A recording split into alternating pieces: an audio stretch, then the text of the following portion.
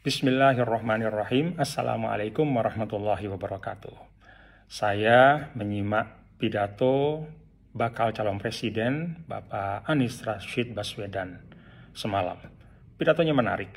Satu hal dari pidato tersebut, beliau mengkomparasi pembangunan jalan tidak berbayar pada masa Presiden SBY dengan masa Presiden Jokowi. Beliau sampaikan bahwa pada masa Presiden SBY 10 tahun, itu beliau membangun 144.000 jalan non-tol, mulai jalan provinsi, jalan nasional, dan jalan kabupaten kota. Jauh lebih tinggi dibanding pencapaian Presiden Jokowi selama 9 tahun, yaitu hanya 19.000 kilometer. Beliau sampaikan perbandingannya 7,5 kali lipat pada masa Pak SBY, lebih banyak dibanding dengan masa Pak Jokowi. Menyimak pidato ini saya punya satu catatan, bahwa Mas Anies Rashid Baswedan tidak menyebut melupakan. Saya tidak tahu ini sengaja atau tidak sengaja ya. Mestinya sebagai calon presiden beliau memaparkan secara utuh. Beliau tidak menyebutkan tentang jalan desa yang terbangun pada masa Presiden Jokowi.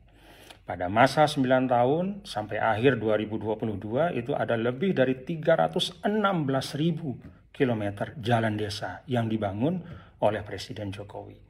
Kita tahu kalau bicara tentang mengurangi kesenjangan, bicara tentang mewujudkan keadilan sosial bagi seluruh rakyat Indonesia, salah satu instrumennya adalah meningkatkan kemakmuran di tingkat desa.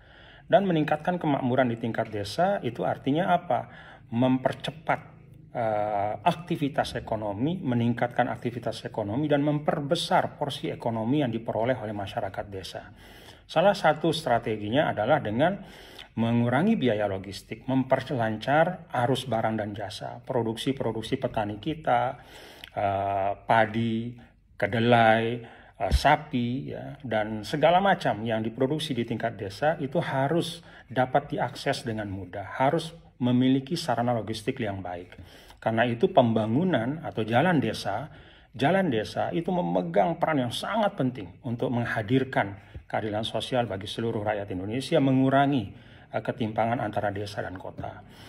Jadi Mas Anies sebenarnya kalau fair apa adanya, beliau seharusnya menyebutkan bahwa pada masa Presiden Jokowi ada lebih dari 316.000 kilometer jalan desa yang tidak terbangun pada masa sebelumnya.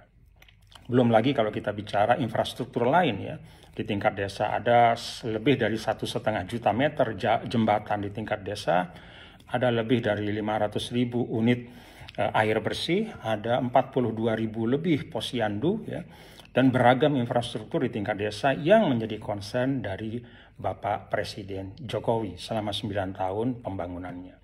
Dengan demikian, kalau kita menyampaikan data secara utuh, pembangunan jalan tidak berbayar pada masa Presiden Jokowi, mulai jalan nasional, jalan provinsi, jalan kabupaten kota, dan jalan desa, maka angkanya adalah sekitar 340.000 kilometer, jauh di atas pembangunan jalan tidak berbayar pada era sebelumnya.